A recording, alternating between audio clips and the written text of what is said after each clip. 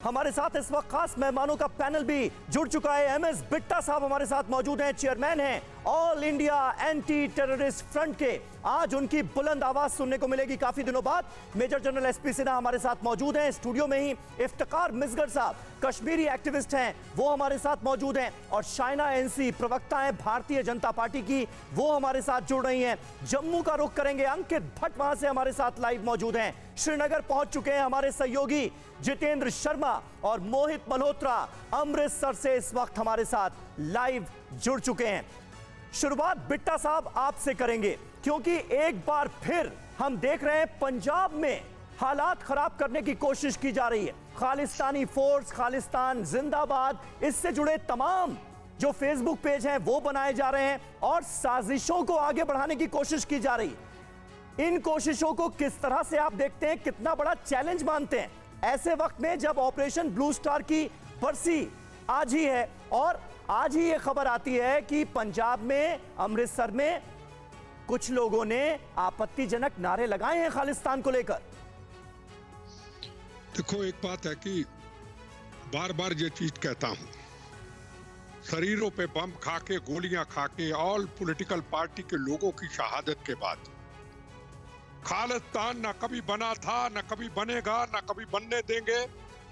बनेगा तो गंदी हनेरी की तरह, पहले की तरह बिट्टा के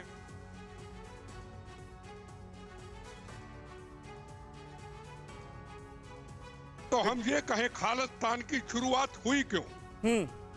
खालिस्तान की शुरुआत, पंजाब में आतंकवाद की शुरुआत गंदी राजनीति का नतीजा था।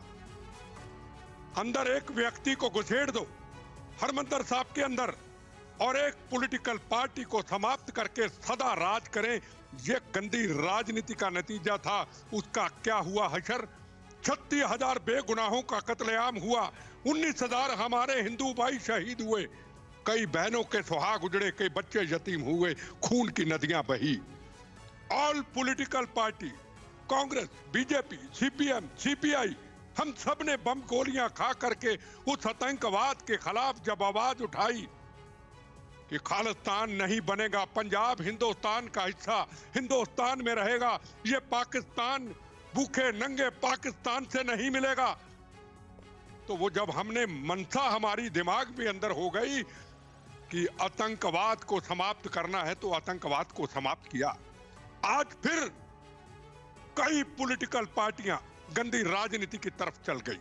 बार बार उन पॉलिटिकल पार्टी के नेताओं को मैं ये कहना चाहता हूं, पंजाब के साथ कभी खेलने की कोशिश मत करना, पंजाब के साथ कभी गंदी राजनीति करने की कोशिश करना।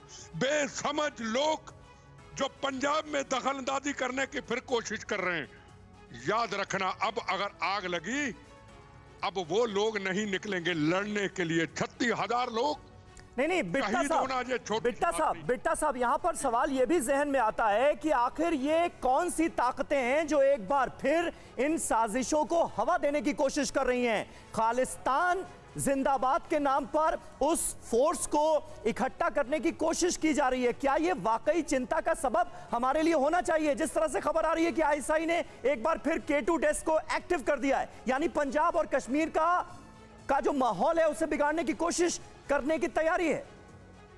देखो, एक बात सुनो, आईएसआई क्या है वहां की हमने देखा है।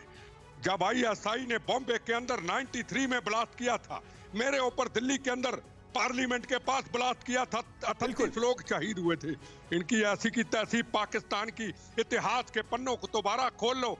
वाघा बॉर्डर के अंदर 2 लाख की भीड़ लेके, तिरंगे झंडे लेके निकला था। उस वक्त बिट्टा साहब ये कहा जा रहा है कि 80 के दशक में जो कुछ घटा उसे दोबारा से वापस लाने की कोशिश की जा रही है। और साल भर के अगर वारदातों पे आप नजर डालेंगे तो सितंबर से चीजें शुरू हुई। 13 अगस्त को 21 में अमृतसर के भीड़भाड़ वाले इलाके में हैंड ग्रेनेड मिलता है, फिर एक साइकिल पर ब्लास्ट किया जाता है, फिर पठानकोट के पास जो आर्मी बेस है वहां पर हमला करने की कोशिश की जाती है, फिर अभी RDX, RPG इनका इस्तेमाल किया जाता है, ड्रोन का लगातार इस्तेमाल किया जा रहा है। अगर इस तरह की कोशिश हो रही है सर, तो पंजाब में किस चीज को दोबारा से जिंदा करने की कोशिश ये आतंकी कर रहे हैं, या फिर पाकिस्तान का आईएसआई कर रहा है? बिट्टा सर, मैं बताता हूं, जम्मू कश्मीर के अंदर 370 धारा 70 साल की कैंसर की बीमारी को नरेंद्र मोदी जी ने उखाड़ करके फेंक दिया।